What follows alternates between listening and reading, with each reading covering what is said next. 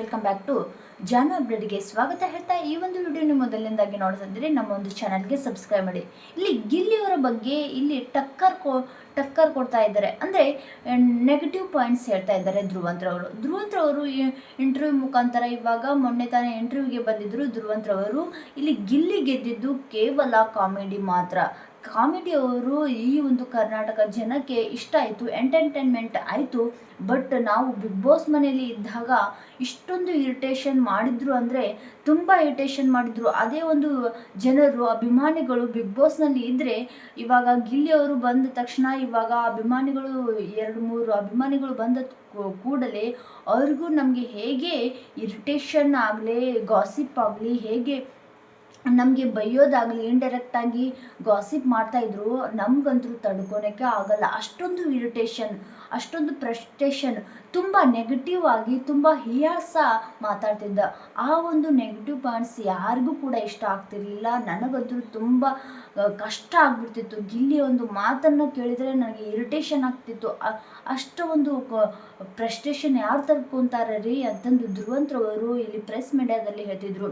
ಇಲ್ಲಿ ಕರ್ನಾಟಕ ಜನರು ಅಭಿಮಾನಿಗಳು ಇಲ್ಲಿ ಹೊರಗಡೆ ಅವ್ರನ್ನ ಸನ್ಮಾನ ಮಾಡೋದಾಗಲಿ, ಅವ್ರನ್ನ ಫ್ಯಾನ್ಸ್ ಆಗಲಿ ತುಂಬ ಇಷ್ಟಪಡ್ತಿದ್ರು. ಬಟ್ ಬಿಗ್ ಬಾಸ್ ಮನೆಯಲ್ಲಿ ಅವ್ರನ್ನ ಸಹಿಸ್ಕೊಂಡು ನಾವು ಜೀವಿಸ್ತಾ ಇದ್ವಿ ಅಂದರೆ ಅದು ನಮ್ಮ ಒಂದು ಕೆಪಾಸಿಟಿ ಅಂತಲೇ ಹೇಳ್ಬೋದು. ಗಿಲ್ಲಿ ಅವರು ಯಾವುದನ್ನು ಮಾಡಬಾರ್ದು ಅಂತ ಹೇಳ್ತೀವೋ ಅದನ್ನು ಮುದ್ದಾಂ ಮಾಡ್ತಾರೆ. ನಾನು ಮಾಡ್ತೀನಿ ಏನಿವಾಗ ಅಂತಂದು ಕ್ವಶನ್ ಮಾಡ್ತಾರೆ. ಮತ್ತು ಗಿಲ್ಲಿ ಇದನ್ನು ನಾವು ಗಾಸಿಪ್ ಮಾಡಬೇಡ, ನನ್ನ ತಂಟೆಗೆ ಬರಬೇಡ ಅಂದರು ನಾನು ಬರ್ತೀನಿ, ನಾನೇನು ಅಂತಂದು ಗಿಲ್ಲಿ ಅವರು ಪದೇ ಪದೇ ಆ ಒಂದು ಮಾತನ್ನು ಹೇಳಿ ಹೇಳಿ ನನಗೆ ಇರಿಟೇಷನ್ ಮಾಡ್ತಿದ್ರು. ಸಾಕಷ್ಟು ನೀವು ಬಾರಿ ನೋಡಿರ್ಬೋದು ಗಿಲ್ಲಿ ಮತ್ತು ನನ್ನ ಮಧ್ಯೆ ತುಂಬ ಜಗಳ ಆಗಿದೆ. ಎಲ್ಲ ಒಂದು ಕಂಟೆಸ್ಟೆಂಟ್ನಲ್ಲಿ ಕೂಡ ಗಿಲ್ಲಿ ಮತ್ತು ಅವರ ಒಂದು ಬೇರೆ ಕಂಟೆಸ್ಟೆಂಟ್ಸ್ ನಡುವೆ ಜಗಳ ಇದೆ. ರಘು ಮತ್ತು ಗಿಲ್ಲಿ ಅವರು ಎಷ್ಟೊಂದು ಫ್ರೆಂಡ್ಶಿಪ್ನಲ್ಲಿ ಕ್ಲೋಸ್ ಇದ್ದರು, ಅವರ ಮಧ್ಯೆಯಲ್ಲೇ ಜಗಳ ಆಗಿದ್ದು ರೀಸನ್ ಒಂದೇ, ಗಿಲ್ಲಿ ಅವರು ಅಷ್ಟೊಂದು ಇರಿಟೇಷನ್ ಮಾಡ್ತಿದ್ರು. ನಾವು ಏನು ಬೇಡ ಅಂತಿದ್ವೋ ಅವು ಮುದ್ದಾಗಿ ಅದನ್ನೇ ಮಾಡ್ತಿದ್ರು. ಒಬ್ಬ ವ್ಯಕ್ತಿಗೆ ಏನು ಬೇಡ ಅದು ಸಿಟ್ಟು ಬರುತ್ತೆ ಅಂದ ತಕ್ಷಣ ಆ ವಿಷಯ ಬಿಟ್ಟು ಬಿಡಬೇಕು. ಆದರೆ ಗಿಲ್ಲಿ ಅವರು ಅದನ್ನೇ ಪದೇ ಪದೇ ಪದೇ ಆ ಒಂದು ಟಾಪಿಕ್ನೇ ಇದು ಮಾಡ್ತಾ ಇದ್ರು. ಅದಕ್ಕೆ ಟಾಪಿಕ್ನೇ ರಿಪೀಟ್ ನಮಗೆ ಇರಿಟೇಷನ್ ಮಾಡ್ತಿದ್ರು. ಆ ಒಂದು ಇರಿಟೇಷನ್ ನನಗೆ ಅಂತೂ ತುಂಬ ಸಹಿಸಿಕೊಳ್ಳೋಕ್ಕೆ ಆಗ್ತಾ ಇರಲಿಲ್ಲ. ಹಾಗೆ ಇಲ್ಲಿ ನೋಡಿ ರಕ್ಷಿತಾ ಶೆಟ್ಟಿ ಮತ್ತು ಅಶ್ವಿನಿ ಮತ್ತು ಗಿಲ್ಲಿ ಕಂಡ್ರೆ ಊರ್ಕೊಂತಿದ್ರು. ಅದು ಬೇರೆ ಲೆಕ್ಕಾಚಾರ. ಇವಾಗ ಬೆಸ್ಟ್ ಫ್ರೆಂಡ್ ಗಿಲ್ಲಿ ಅವ್ರಿಗೆ ಬೆಸ್ಟ್ ಫ್ರೆಂಡ್ ಕಾವ್ಯ ಅವರು ಇದ್ದರು. ಕಾವ್ಯ ಮತ್ತು ಗಿಲ್ಲಿಯವರಿಗೆ ನಡುವೆ ಅವ್ರಿಗೂ ಕೂಡ ಜಗಳ ಮನಸ್ತಾಪ ಇತ್ತು. ಯಾಕಂದರೆ ಗಿಲ್ಲಿ ಅಷ್ಟೊಂದು ಇರಿಟೇಷನ್ ಮಾಡ್ತಿದ್ರು. ಬೇಡ ಅನ್ನೋ ಪದಗಳನ್ನು ಬಳಸಬಾರ್ದು ಅಂದ ತಕ್ಷಣ ಬಿಟ್ಬಿಡಬೇಕು. ಬಟ್ ಅಲ್ಲಿ ಗಿಲ್ಲಿ ಪದೇ ಪದೇ ಅದನ್ನೇ ಆ ಟಾಪಿಕ್ನೇ ತೆಗೆದುಕೊಂಡು ನಮಗೆ ಇಂಡೈರೆಕ್ಟಾಗಿ ಇನ್ಸರ್ಟ್ ಮಾಡ್ತಿದ್ರೆ ಯಾರಿಗೆ ತಾನೇ ಕೋಪ ಬರಲ್ಲ ಹೇಳಿ ಅಂತಂದು ಧ್ರುವಂತ್ರವರು ಇಲ್ಲಿ ನ್ಯೂಸ್ ಚಾನಲಲ್ಲಿ ಇಲ್ಲಿ ಹೇಳ್ತಾ ಇದ್ರು. ಗಿಲ್ಲಿಯವರು ಲಾಸ್ಟ್ ವೀಕ್ನಲ್ಲಿ ಗಿಲ್ಲಿ ಮತ್ತು ಕಾವ್ಯರ ಮದುವೆ ಮಧ್ಯೆ ಬಿರುಕು ಮೂಡಿತ್ತು. ಅವರನ್ನು ಮಾತಾಡಿಸ್ಲೇ ಇಲ್ಲ. ಗಿಲ್ಲಿ ಕಂಡ್ರೇ ದೂರ ಸರಿತಿದ್ರು ಕಾವ್ಯವರು. ಯಾಕೆ ಅಂದರೆ ಅಷ್ಟೊಂದು ಇರಿಟೇಷನ್, ಅಷ್ಟೊಂದು ನಮಗೆ ಕ್ಲೋಸ್ನೆಸ್ ಇದ್ದವರು ಸಡನ್ನಾಗಿ ಬೇರೆ ಆಗ್ತಾ ಮತ್ತು ಸಡನ್ನಾಗಿ ಅವರ ಮಾತು ಮತ್ತು ಬೇರೆ ಒಂದು ನಡವಳಿಕೆ ಚೇಂಜ್ ಆಗಿಬಿಟ್ರೆ ನಮಗೆ ತಡ್ಕೊಳ್ಳೋಕ್ಕೆ ಆಗಲ್ಲ.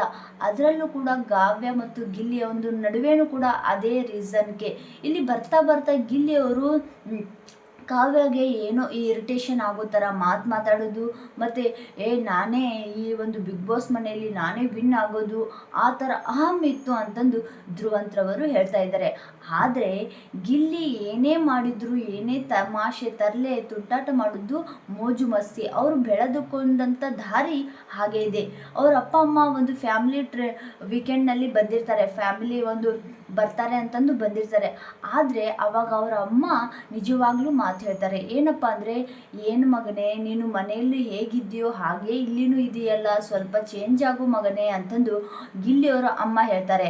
ಅಂದರೆ ಇವನು ಡ್ರಾಮಾ ಮಾಡ್ತಿಲ್ಲ, ಅವರು ಹೇಗೆ ಇದ್ದಾರೋ ಅದೇ ರೀತಿಯಾಗಿ ಬಿಗ್ ಬಾಸ್ ಮನೆಯಲ್ಲೂ ಇದ್ದಾರೆ. ಬೇರೆ ಕಂಟೆಸ್ಟೆಂಟ್ಗಳು ನೋಡಿರ್ಬೋದು, ಅವರ ಒಂದು ಮನಸ್ಸಲ್ಲಿ ಮತ್ತು ಅವರು ಬೆಳೆದುಕೊಂಡವರ ರೀತಿ ಬೇರೆ ಇದ್ದರೆ, ಬಿಗ್ ಬಾಸ್ ಮನೆಯಲ್ಲಿ ನಾನು ತುಂಬ ಒಳ್ಳೆಯವನು, ಇನೋಸೆಂಟ್ ಥರ ಇರಬೇಕು, ಜನಗಳು ನನ್ನನ್ನು ಇಷ್ಟಪಡ್ತಾರೆ ಅಂತಂದು ಡ್ರಾಮಾ ಮಾಡ್ತಿದ್ರು. ಮನಸ್ಸಲ್ಲಿ ಒಂದಿತ್ತು, ಹೊರಗಡೆ ತೋರಿಸೋದು ಇನ್ನೊಂದಿತ್ತು. ಆದರೆ ಗಿಲ್ಲಿಯವರು ಅವರ ಒಂದು ಹೇಗೆ ನಡವಳಿಕೆ, ಅವರು ಮಾತಿನ ಶೈಲಿ, ಅವರು ಇದ್ದಂಥ ರೀತಿ ಮನೆಯಲ್ಲಿ ಹೇಗೆ ಇದ್ದರು ಹಾಗೆ ಇಲ್ಲಿ ಬಿಗ್ ಬಾಸ್ ಮನೆಯಲ್ಲೂ ಹಾಗೆ ಇದ್ದರು. ಅವರ ಒಂದು ಚೇಂಜ್ ಆಗೇ ಇಲ್ಲ.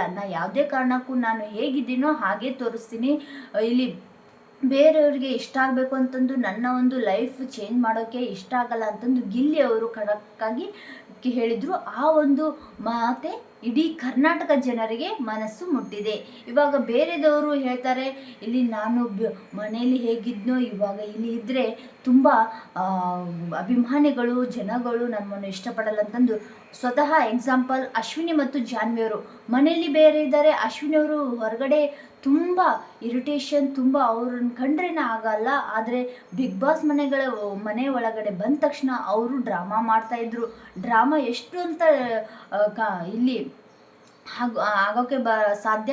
ಇಲ್ಲಿ ಒಂದಲ್ಲ ಒಂದು ದಿವಸ ಸತ್ಯ ಆಚೆ ಆಗಲೇಬೇಕು. ಲಾಸ್ಟ್ ಮೂಮೆಂಟ್ನಲ್ಲಿ ಅಶ್ವಿನಿಯವರ ಮುಖವಾಡ ಕಳಚಿ ಬಿಡ್ತು. ಆದರೆ ಎಲ್ಲ ಒಂದು ಕಂಟೆಸ್ಟೆಂಟ್ಗಳ ಮುಖವಾಡ ಕಳಚಿ ಬಿದ್ರೂ ಗಿಲ್ಲಿ ಅವರು ಹೇಗೆ ಇದ್ದರು, ಅವರು ಡ್ರಾಮಾ ಮಾಡ್ತಿಲ್ಲ, ಅವರು ಹೇಗೆ ನಡವಳಿಕೆ ಇದ್ದರು. ಅವರ ಅಮ್ಮ ಸ್ವತಃ ಹೇಳಿದರು, ಬಿಗ್ ಬಾಸ್ ಮನೆಯಲ್ಲಿ ಹೇಗೆ ಇದ್ದು ಮಗನೇ, ನೀನು ಮನೆಯಲ್ಲೂ ಅದೇ ಥರ ಇದೆಯಾ, ಚೇಂಜ್ ಆಗು ಮಗನೇ ಇದು ಅಂತಂದಾಗ, ಅಮ್ಮ ನಾ ಎಲ್ಲೇ ಇದ್ದರೂ ಚೇಂಜ್ ಆಗೋ ಪರ್ಸನ್ ಅಲ್ಲ ಅಂತಂದು ಗಿಲ್ಲಿಯವರು ಮಾಸ್ ಡೈಲಾಗ್ ಹೇಳಿದ್ರು. ಆವಾಗ ಗೊತ್ತಾಯಿತು ಗಿಲ್ಲಿ ಒಂದು ಪ್ಯೂರ್ ಹಾರ್ಟ್, ಅವರು ಯಾವುದೇ ಥರನಾಗಿ ಡ್ರಾಮಾ ಮಾಡ್ತಿಲ್ಲ, ಅವ್ರು ಬೆಳೆದುಕೊಂಡಂಥ ರೀತಿನೇ ಹಾಗೆ ಇರುತ್ತದೆ. ಅವ್ರ ಮನೆಯಲ್ಲಿ ಹೇಗಿದ್ರು ಬಿಗ್ ಬಾಸ್ ಮನೆಯಲ್ಲೂ ಹಾಗೇನೇ ಇರ್ತಾರೆ.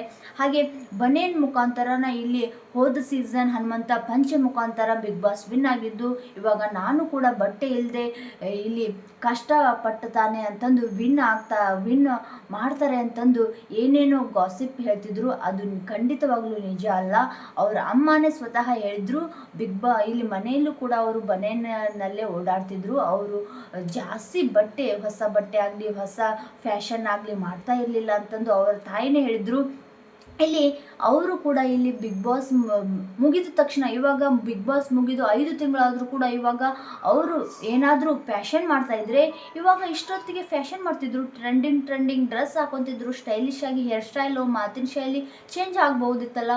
ಇವಾಗಲೂ ಕೂಡ ಗಿಲ್ಲಿ ಅವರು ಹೇಗೆ ಇದ್ರೋ, ಬಿಗ್ ಬಾಸ್ ಮುಂಚೆ ಹೇಗಿದ್ರು, ಬಿಗ್ ಬಾಸ್ ಒಳಗಡೆ ಹೇಗಿದ್ರು, ಇವಾಗ ಬಿಗ್ ಬಾಸ್ ಮುಗಿದ ತಕ್ಷಣ ಅವರು ಫುಲ್ ಫೇಮಸ್ ಆದರೂ ಕೂಡ ಅವರ ಒಂದು ಮಾತಿನ ಶೈಲಿ ಆಗಲಿ, ಅವರ ಒಂದು ಹೇರ್ ಸ್ಟೈಲ್ ಆಗಲಿ, ಅವರ ಒಂದು ಏನೂ ಚೇಂಜ್ ಆಗಿಲ್ಲ. ಇದು ರಿಯಾಲಿಟಿ ಆಫ್ ದ ಗಿಲ್ಲಿ ಅಂತಲೇ ಹೇಳ್ಬೋದು. ಅವರು ಯಾವುದೇ ಕಾರಣಕ್ಕೂ ನಾನು ಚೇಂಜ್ ಆಗಲ್ಲ ಅಂತಂದು ಹೇಳಿದ್ದು ನಿಜವಾಗ್ಲೂ ಇದೇ ಕಾರಣಕ್ಕಾಗಿ. ಅದಕ್ಕೆ ಇಲ್ಲಿ ಧ್ರುವಂತ್ರವರು ಇಲ್ಲದ ಸಲ್ಲದ ಆರೋಪವನ್ನು ಗಿಲ್ಲಿ ಮೇಲೆ ಹೊರಿಸ್ತಾ ಇದ್ದಾರೆ. ಇಂಟರ್ವ್ಯೂ ಮುಖಾಂತರ ಇಲ್ಲಿ ಗಿಲ್ಲಿ ಏನು ಬಿಗ್ ಬಾಸ್ನಲ್ಲಿ ಅಭಿಮಾನಿಗಳ ಒಂದು ಪಬ್ಲಿಕ್ ಪರ್ಸನ್ ಅವರ ಮನಸ್ಸು ಗೆದ್ದಿದ್ದಾರೆ. ಅಷ್ಟೇ ಅವರು ಮನೆಯಲ್ಲಿ ಆಡ್ತಿದ್ದಂಥ ರೀತಿ ನೋಡಿದರೆ ಅಭಿಮಾನಿಗಳು 1-2 ದಿವಸ ಬಂದು ಬರೀ 2 ತಾಸು ಕಂಟ್ರೋಲ್ ಆಗ್ತಾಯಿಲ್ಲ, ಅಷ್ಟೊಂದು ಇರಿಟೇಷನ್ ಮಾಡ್ತಾರೆ ಅಂತಂದ ಮೇಲೆ ಇವರು ಯಾಕೆ ಕಾಮಿಡಿ ಮಾತುಗಳನ್ನು ಕಾಮಿಡಿ ಥರ ತಿಳ್ಕೊಬೇಕು. ಬಟ್ ಇಲ್ಲಿ ಧ್ರುವಂತ್ರವರು ಹೇಗೆ ಅಂದರೆ, ಇಲ್ಲಿ ಏನೇ ಒಂದು ಮಾತು ಆಡಿದರೆ ಅವರು ಸೀರಿಯಸ್ ಆಗಿ ತುಂಬ ಸೀರಿಯಸ್ ಆಗಿ ತೆಗೆದುಕೊಳ್ತಾರೆ. ಆದರೆ ಗಿಲ್ಲಿ ಅವರು ಯಾವುದೇ ಕಾರಣಕ್ಕೂ ಸೀರಿಯಸ್ ಮಾತುಗಳನ್ನು ಆಡೇ ಇಲ್ಲ ಇನ್ನುವರೆಗೂ. ಕಾಮಿಡಿ ಮುಖಾಂತರ ಎಲ್ಲರನ್ನೂ ನಗಿಸ್ತಾ ಇರಬೇಕು ಅನ್ನೋ ಒಂದು ಉದ್ದೇಶಕ್ಕೋಸ್ಕರ ಆ ಥರ ಮಾಡ್ತಾಯಿದ್ರು. ಬಟ್ ಅದು ಅಶ್ವಿನಿಯವರಿಗೆ ಆಗಲಿ, ಧ್ರುವಂತ್ರವರಿಗಾಗಲಿ ಮತ್ತು ಇನ್ನು ಕೆಲವು ಕಂಟೆಸ್ಟೆಂಟ್ಗಳಿಗೆ ಅದು ಇರಿಟೇಷನ್ ಆಗ್ತಿತ್ತು. ಅದು ಬೇರೆ ಲೆವೆಲ್ಗೆ ಜಗಳ ಆಗಿ ಎಲ್ಲ ಒಂದು TV ಚಾನಲ್ಗಳಿಗೆ ನ್ಯೂಸ್ ಆಗ್ತಿತ್ತು ಹೊರತು ಗಿಲ್ಲಿ ಅವರು ಯಾವುದೇ ಥರನಾದ ಇಲ್ಲಿ ಇಂಟೆನ್ಷನ್ ಮುಖಾಂತರ ಅವರು ಮುಖವಾಡ ಹಾಕಿಲ್ಲ. ಇಲ್ಲಿ ಧ್ರುವಂತ ಹೇಳಿದ್ರು ಅಂತಂದು ಗಿಲ್ಲಿ ಹೇಗೆ ಅಂತಂದು ಇಡೀ ಕರ್ನಾಟಕ ಜನರಿಗೆ ಗೊತ್ತು. ಇಡೀ 37 ಕೋಟಿ ಓಟು ಕೊಡೋದಂಥ ಗಿಲ್ಲಿ ಅವರು ಹೇಗೆ, ಧ್ರುವಂತ್ರವರು ಹೇಗೆ, ಕಂಪ್ಯಾರಿಸನ್ ಇಡೀ ಅಭಿಮಾನಿಗಳೇ ಇಚ್ಛಿಸಿದ್ದಾರೆ. ಇವಾಗ ಇಂಟರ್ವ್ಯೂ ಮುಖಾಂತರ ಥರ ಧ್ರುವಂತ್ರವರು ಗಿಲ್ಲಿ ಬಗ್ಗೆ ಹೇಳಿದರೆ ಯಾರು ನಂಬೋರು ಮೂರ್ಖರಲ್ಲ. ಅದೇ ಥರನಾಗಿ ಗಿಲ್ಲಿ ಒಳ್ಳೊಳ್ಳೆ ಗಿಲ್ಲಿ ಏನಿದ್ರು ನೆಕ್ಸ್ಟ್ ಲೆವೆಲ್ಲೇ ಅವರ ಒಂದು ರೀಚ್ ಮಾಡೋಕ್ಕೆ, ಅವರನ್ನು ಫ್ಲಾಪ್ ಮಾಡೋಕ್ಕೆ ಯಾರಿಂದನೂ ಕೂಡ ಸಾಧ್ಯ ಇಲ್ಲ. ಆದಷ್ಟು ಬೇಗನೆ ಗಿಲ್ಲಿಯ ಒಂದು ಡ್ರೀಮ್ ಫುಲ್ ಆಗಲಿ. ಗಿಲ್ಲಿ ಅವರ ಒಂದು ಡೈರೆಕ್ಷನ್ ಹುಟ್ಟುಹಬ್ಬದ ದಿನವೇ ಒಂದು ಗುಡ್ ನ್ಯೂಸ್ ಕೊಡ್ತಾರೆ. ಹಾಗೆ ಸಿನಿಮಾದಲ್ಲಿ ಕೂಡ ಎಂಟ್ರಿ ಕೊಟ್ಟಿದ್ದಾರೆ. ಆದಷ್ಟು ಬೇಗನೆ ಅವರ ಒಂದು ಕನಸು ನನಸಾಗಲಿ ಅಂತ ಹೇಳ್ತಾ, ಗಿಲ್ಲಿಯ ಒಂದು ಫ್ಯಾನ್ಸ್ ಆದಲ್ಲಿ ಗಿಲ್ಲಿಯ ಒಂದು ಕಮೆಂಟ್, ಗಿಲ್ಲಿಯ ಒಂದು ಏನು ಅಂತಂದು ಗಿಲ್ಲಿಯ ಮತ್ತು ಧ್ರುವಂತ್ರವರ ಫ್ಯಾನ್ ಆದರೆ ಕಮೆಂಟ್ ಮಾಡಿ, ಗಿಲ್ಲಿಯವರ ಫ್ಯಾನ್ ಆದರೆ ಕಮೆಂಟ್ ಮಾಡಿ. Thank you so much.